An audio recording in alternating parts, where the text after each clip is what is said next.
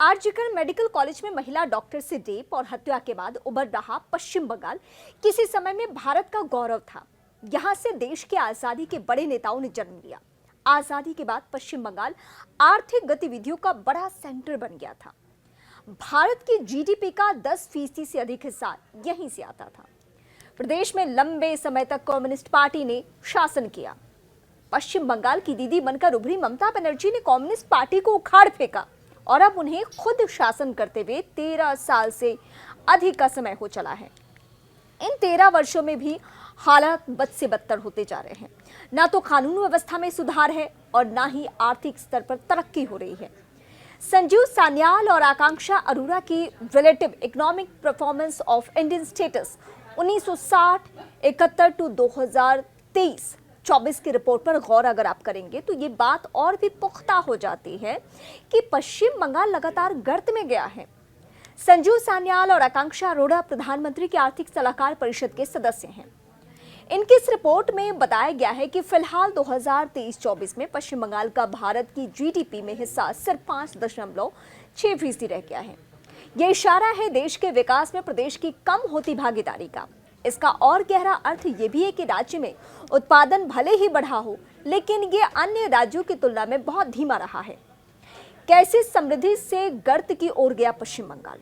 भारत की आजादी के बाद के वर्षों में पश्चिम बंगाल देश के सबसे महत्वपूर्ण आर्थिक योगदानकर्ताओं में से एक था। 1960-61 में राज्य का भारत की जीडीपी में 10.5% योगदान था, जो उसे तीसरे स्थान पर रखता था। इससे आगे सिर्फ उत्तर प्रदेश और महाराष्ट्र का ही नाम था। इस आर्थिक समृद्धि की जड़ें कोलकाता में थी, जो उस समय भारत का एक प्रमुख औद्योगिक केंद्र था। यहाँ जूट, इस्पात, वस्त्र और रसायन इंडस्ट्री का प्रभुत्व था।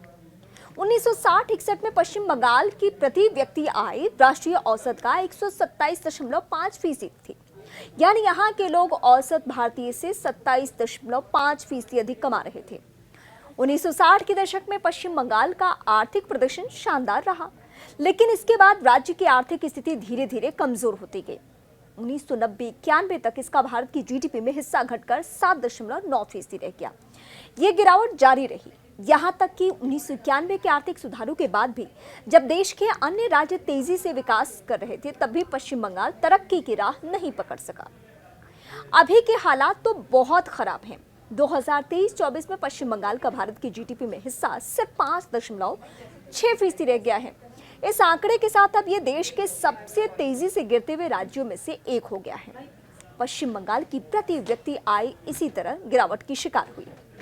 साल 1980-81 तक राज्य की प्रति व्यक्ति आय राष्ट्रीय औसत से कम हो चुकी थी और 2023-24 तक की राष्ट्रीय औसत केवल 83.7% रह गई। यानी पश्चिम बंगाल का औसत नागरिक अब राष्ट्रीय औसत से 16.3% कम रहा है। कारोबार के अनुकूल नहीं माहौल। पश्चिम बंगाल की आर्थिक गिरावट के पीछे कई कारण हैं। सबसे प्रमुख कारणों में से एक है राजनीतिक अस्थिरता और इंडस्ट्रियल ठहराव। 1970 के दशक से राज्य में औद्योगिक अशांति, हड़तालों और राजनीतिक अस्थिरता का दौर शुरू हुआ, जिसने निवेशकों को हतोत्साहित किया और कई उद्योग बंद हो गए। राज्य में लंबे समय तक चले वामपंथी नीतियों को भी इसका एक कारण माना जाता है।